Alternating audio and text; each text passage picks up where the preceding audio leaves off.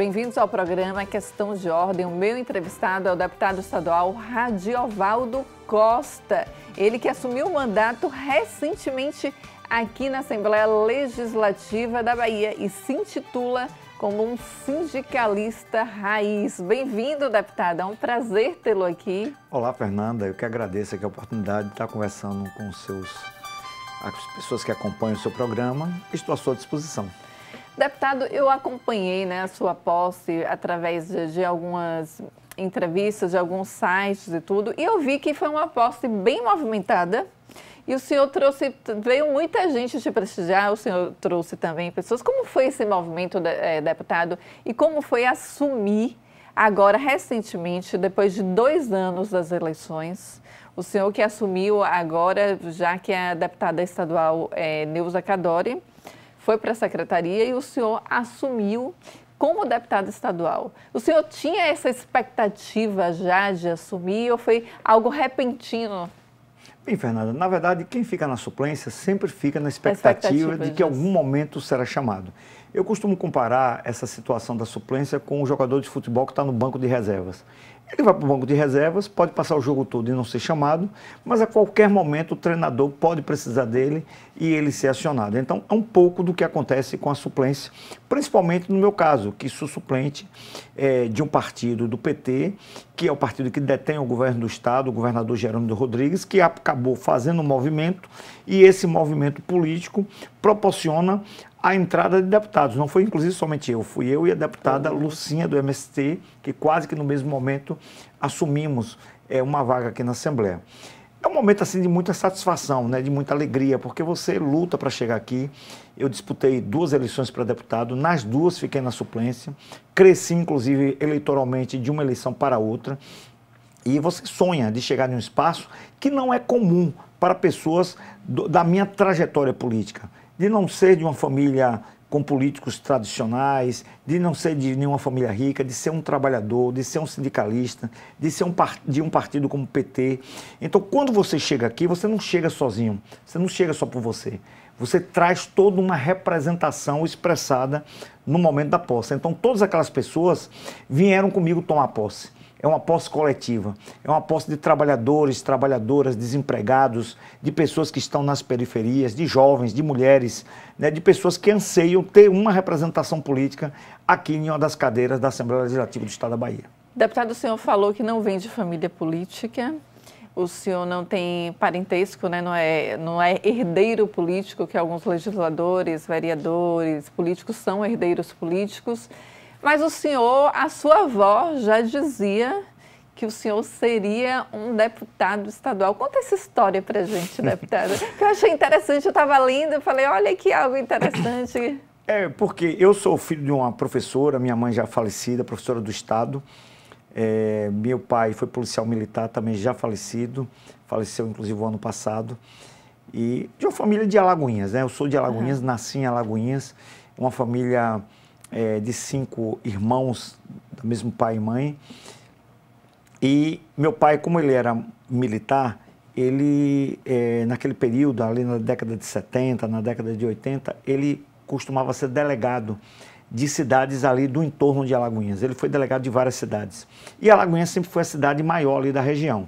Então, como minha mãe sempre defendeu que eu estudasse, que tinha que estudar, que a forma de a gente crescer na vida, de conquistar algo, era através do estudo.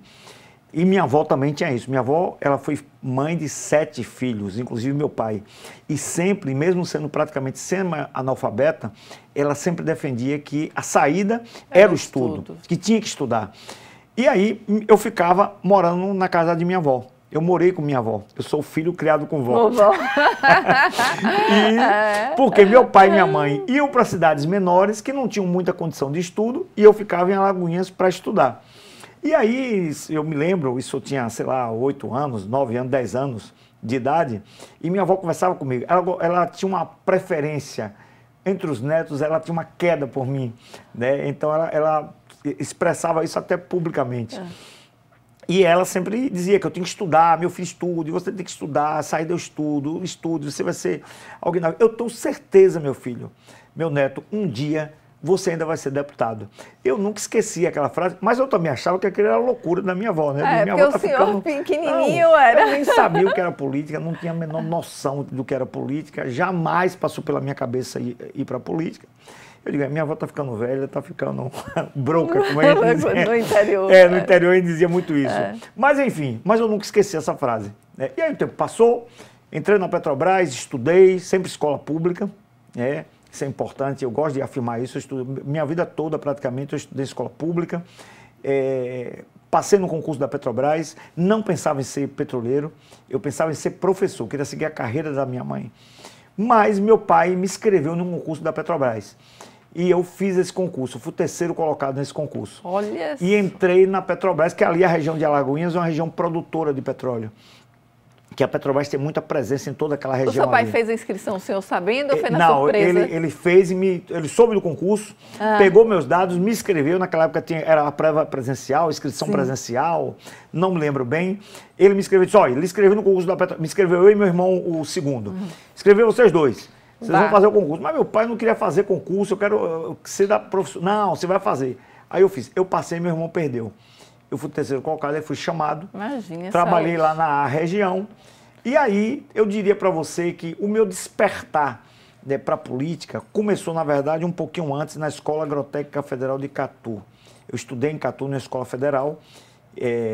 Saí de lá formado no antigo 2º grau como técnico em agropecuária. Na sequência eu fiz o concurso, passei. E aí, eu diria para você que foi um momento de muita efervescência política, aquela década de 80, a redemocratização, fim da ditadura. E aí eu descubro o sindicato. Aí se apaixonou? Me apaixonei pelo sindicato. O sindicato foi minha maior escola, minha maior universidade, meu maior aprendizado. Sabe por quê, Fernanda? Eu sei que o sindicalismo ainda é muito marginalizado. Isso que eu ia questionar. Se o senhor acha que há preconceito no sindicalismo. Mano, os sindicalistas são marginalizados, sofrem muito preconceito. Há aquela imagem de que sindicalista é baderneiro, de que sindicalista não sabe fazer nada além de piquete. E isso é uma grande injustiça, né? Porque o sindicalismo original, ele luta por direitos, luta contra preconceito, luta contra discriminação, luta por igualdade, né, das pessoas, por oportunidades, por defender aqueles que produzem a riqueza de um país, de um estado, de uma cidade, que é a classe trabalhadora. Quem produz a riqueza do mundo são os trabalhadores e trabalhadoras, né, em todos os níveis, seja do nível médio, seja do nível fundamental, seja do nível superior. É o trabalho que produz a riqueza, não é o patrão que produz a riqueza.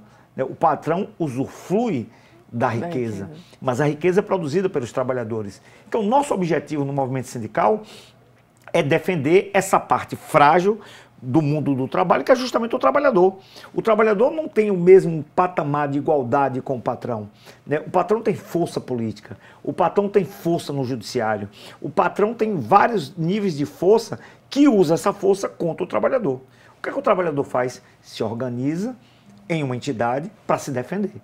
Então, eu aprendi isso. Aprendi no sindicato a necessidade de defender as pessoas, de se indignar com as injustiças, né? De se indignar com o preconceito, de se indignar com a exploração e de dizer, não vai ser assim não, nós vamos querer isso diferente.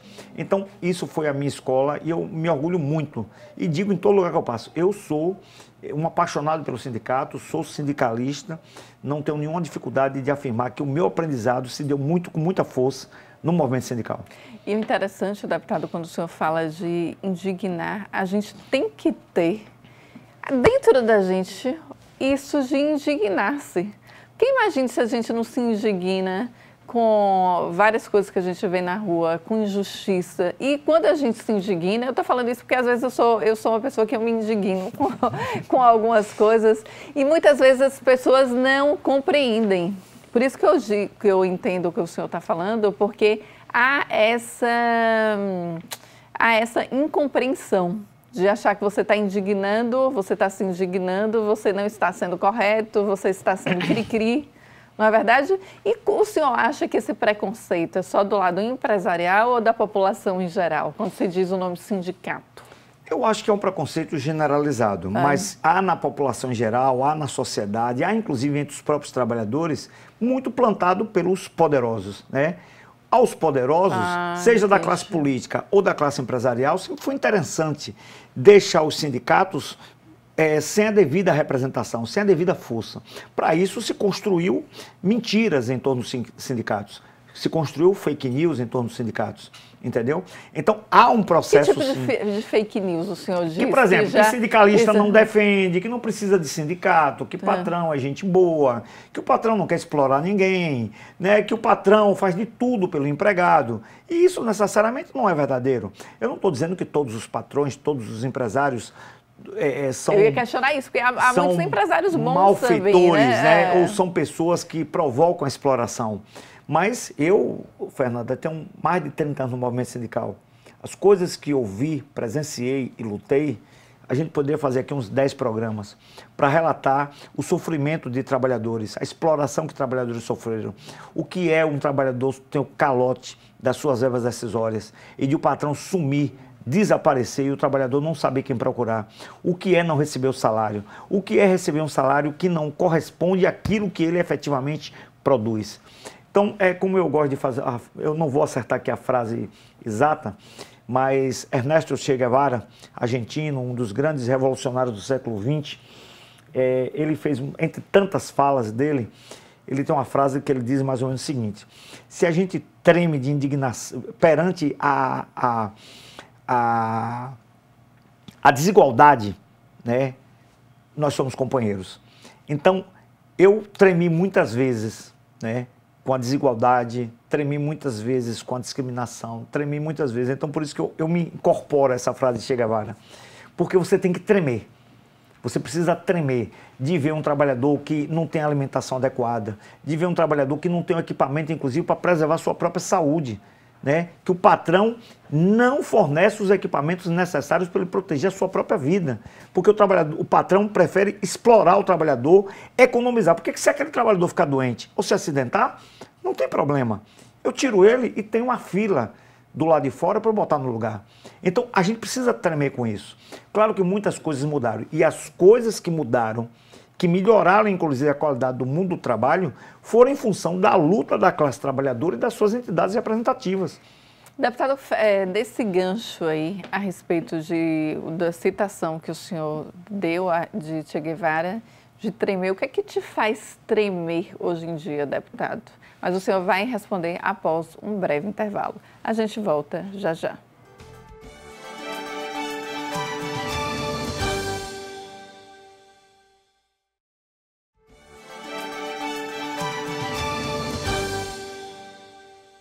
Voltamos com o deputado estadual Radiovaldo Costa.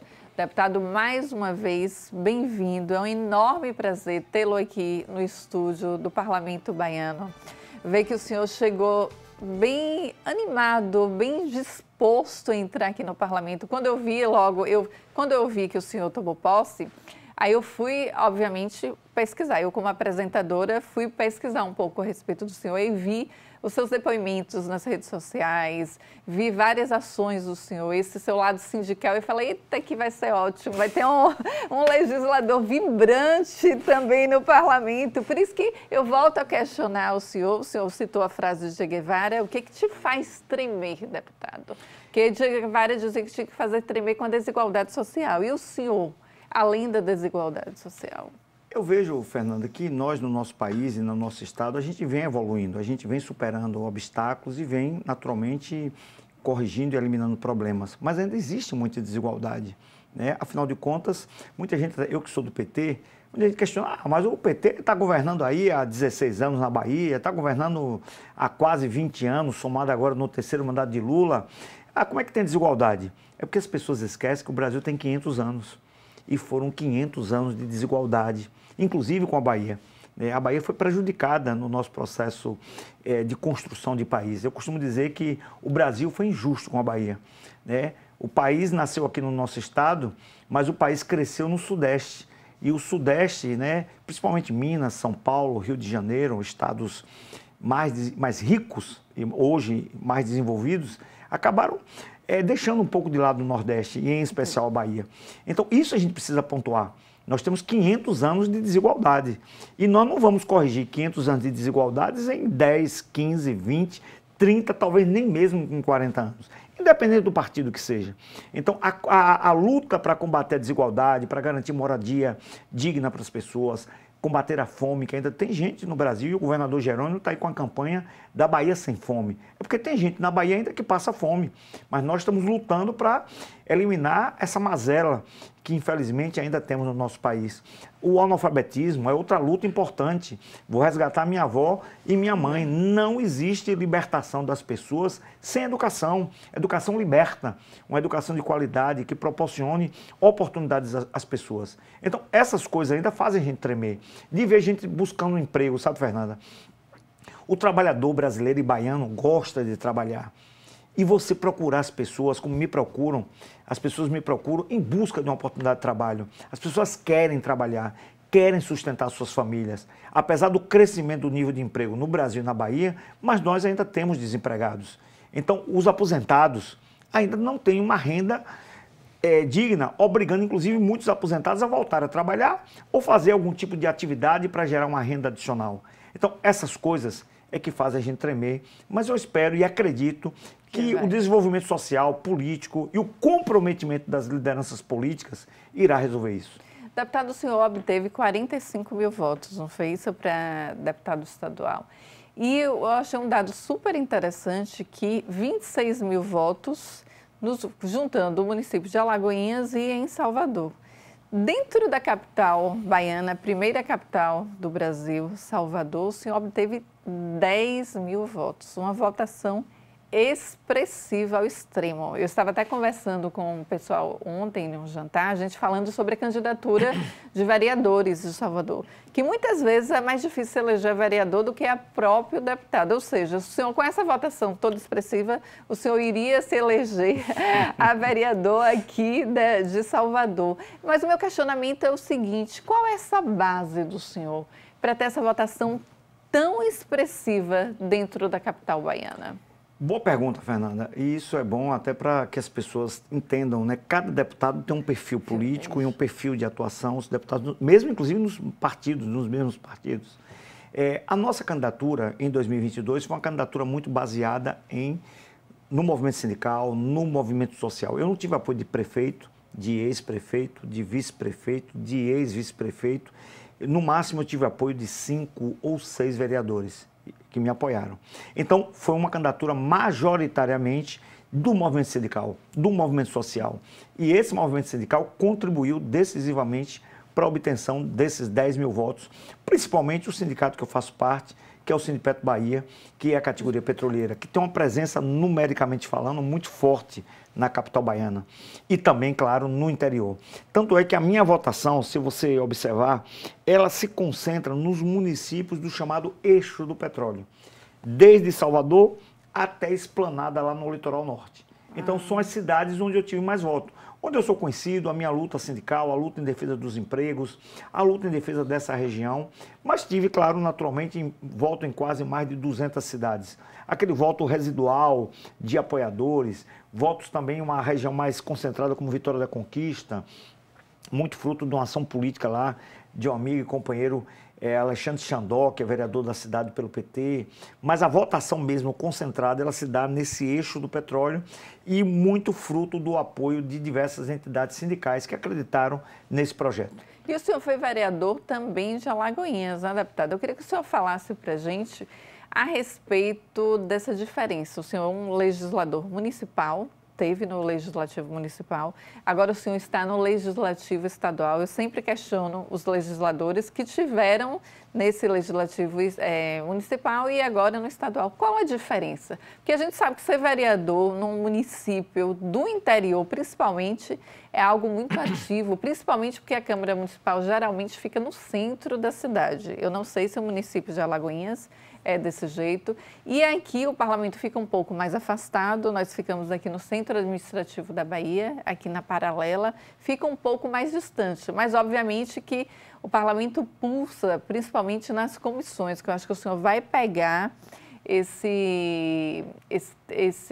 experiência aí de estar participando das comissões. Mas qual a diferença que o senhor achou e se a expectativa que o senhor tinha de entrar no parlamento superou, se o senhor Como foi essa convivência já com os legisladores, já que o senhor tem pouco mais de quanto tempo aqui? Mais de 20 dias. Mais de 20 dias, pô, nem um mês ainda, nem deu tempo, né, deputado? Fiz tanta pergunta, não deu nem tempo para eu sentir tudo, Fernanda, mas já deu. Eu diria para você que, primeiro, estou me ambientando, mas me ambientei até considero rapidamente, até porque nós temos aqui uma bancada do PT de 9 deputados e deputadas, todos eu já conhecia, amigos, companheiros, companheiras, conversei com todos eles, conversei também com a assessoria deles para poder rapidamente compreender o regimento, o funcionamento das sessões, o funcionamento das comissões, que eu gosto realmente de uma participação ativa. Eu fui vereador em Alagoinhas por 3 mandatos, disputei 3 eleições, depois eu não quis mais ser candidato, porque eu não entendo a política, nem nenhum cargo eletivo, inclusive de deputado estadual, como algo permanente.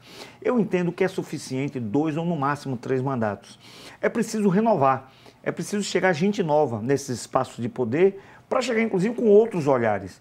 Eu me sinto que eu cumpri minha missão em Alagoinhas, tanto é que ganhar 3 eleições consecutivas não é algo fácil. Inclusive na última eleição fui o mais votado da cidade. Fiz uma atuação intensa, fui um vereador de toda a cidade, certo? Entendo que a atividade de vereador é uma atividade muito difícil. Por quê? Porque ela é mais perto do cidadão.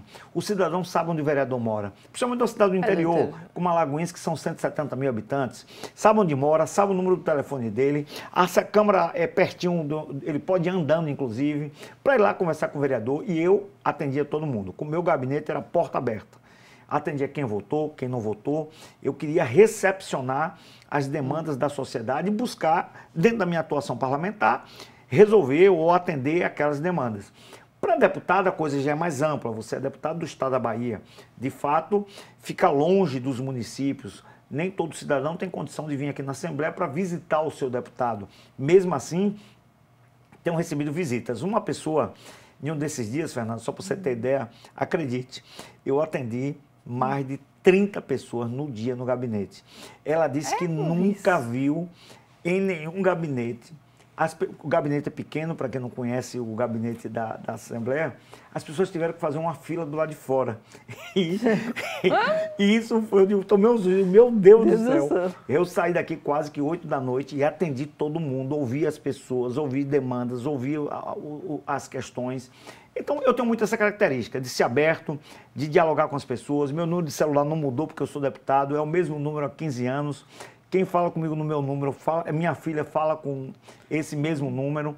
Então, me coloco. Agora, claro, às vezes eu não tenho capacidade de conversar e atender com tanta gente. Mas busco responder, busco dar atenção, porque eu acho que o cidadão precisa disso. Eu não sou um ser de outro planeta por ser deputado. Eu sou um cidadão comum, com os meus erros, com os meus defeitos, originário lá de uma escola pública, de uma família também comum, como qualquer outra família. Então é isso que eu quero passar. Aqui está no mandato uma pessoa igual a você. Apenas eu coloquei meu nome, entendo que a política é importante, é necessária e acho que a política é instrumento de transformação social. Vou dar minha pequena contribuição para essa transformação. Deputado, quando eu questionei o senhor a respeito do posicionamento do senhor com alguns legisladores, o senhor disse que a bancada do PT o senhor já conhecia, que são muitos amigos, mas eu percebi que eu ando muito nos bastidores do parlamento, que o senhor já foi abraçado também por outros legisladores, né? Que os legisladores já gostaram do senhor, desse seu jeito expansivo e bem dinâmico de falar. Sim, eu tenho buscado estabelecer uma relação, inclusive, suprapartidária, né, de conversar com várias pessoas. É claro que o PT é aquele partido mais próximo, mas tenho buscado, sim, interagir e estou sendo bem recebido pelos servidores da casa, pelos parlamentares, não tenho que me queixar, certo? Uma receptividade muito bom, a casa acolhe você. Acolhe. Eu tenho... Inclusive, a TV Alba acolhe a gente bem. Então, acolhe mesmo. Eu não tenho que negar que é muito bom esse ambiente acolhedor de você ser recebido. E, a partir disso, você desenvolver um trabalho e mostrar a sua capacidade, a sua atuação. Deputado, qual a expectativa do senhor em relação às comissões? Eu sempre digo aqui que no meu posicionamento mesmo de análise política, eu sou articulista da Tribuna da Bahia, tenho um site Bahia Repórter e sempre acompanho tudo há mais de 22 anos. E eu digo que aqui na casa, no Parlamento Baiano, as comissões, na minha concepção, é como se fosse o coração do Parlamento Baiano. Lá pulsa, sabe? Aquela pulsa forte, é algo que eu adoro, eu sempre adorei cobrir, porque lá tem vários movimentos, um deputado sai de uma comissão, vai para outra comissão e é uma maior correria. O senhor vai fazer parte de alguma comissão? Qual é a expectativa? Como é que está? Fernando, já percebi que esse retrato que você apresentou, ele é de fato verdadeiro. Sinto que as comissões têm um grande espaço de discussão, de debate mais intenso do que o plenário da casa. Mais. Né? Já participei do plenário, já participei de votações, inclusive, alguns projetos foram encaminhados pelo governador, que foram devidamente aprovados. Comissão, já participei também de algumas reuniões, vou participar de 2 comissões, uma de infraestrutura e outra de direitos humanos. A de infraestrutura, inclusive, é uma comissão muito grande, muito abrangente. Muito forte. Temos, inclusive, atividades dessa comissão na semana que vem. Eu pretendo, sim, me dedicar muito a essa coisa da comissão, porque eu vi que é um espaço de discussão e debate mais intenso do que o próprio plenário. O plenário, eu sinto uma diferença de um plenário de Câmara de Vereadores. Na Câmara de Vereadores é o contrário. O debate acontece no plenário e não nas comissões. As comissões de câmaras de vereadores raramente funcionam. Aqui eu já vi que é o inverso. Você tem o plenário, mas é aquela coisa meio morna, as pessoas estão ali e tal. Até a hora que esquenta, só né, quando deputado? tem um projeto, uma discussão mais assim. Agora, eu já vi que o campo de discussão, de enfrentamento, é de fato a comissão. E eu espero sim dar minha contribuição nessas 2 comissões. Deputado, qual a expectativa do senhor? O senhor já falou a respeito do plenário, o senhor já participou do plenário. O senhor está na expectativa das comissões. O senhor, em 20 dias, já participou de votação. Em 20 dias, aqui no Parlamento, o senhor já participou de votações no plenário da Casa, de comissões, de discussões. Mas o interessante é que o senhor já vai chegar também no Parlamento baiano votando em fevereiro de 2025, que é a eleição para a presidência da Casa. Já discutiram a respeito desse assunto com o senhor? Porque é um assunto, deputado, eu sempre questiono os legisladores e eles me dizem o seguinte: falam a respeito abertamente, muitos falam de quem vai votar, outros preferem não falar quem vai votar, outros dizem que há uma discussão. A gente sabe que está no páreo aqui o presidente da Casa, que é o deputado estadual Adolfo Menezes, que tem uma força política grande, já comanda a Casa, né? E alguns legisladores dizem que ele é imbatível. Nós temos também o nome do PT, que é o deputado estadual Rosenberg Pinto, que também tem força política, líder do governo. Então, tem essa e também surgiu o nome da deputada estadual Ivana Bastos, que também é do PSD. Então, há uma discussão muito grande para a presidência da Casa. Quando eu questiono os legisladores, eles falam: Nanda, vamos falar agora, nesse período eleitoral, vamos falar mais um pouquinho a respeito depois do período eleitoral. Mas o senhor já foi, obviamente, o senhor já chegou a 20 dias. Obviamente que, na minha concepção política, e pelo que eu conheço dos bastidores, já falaram com o senhor a respeito disso? Das eleições? Já tivemos alguma conversa, Fernanda, porque a bancada do PT, ela se reúne toda terça-feira. É claro que foi uma conversa muito superficial. A gente tem discutido mais o funcionamento da casa,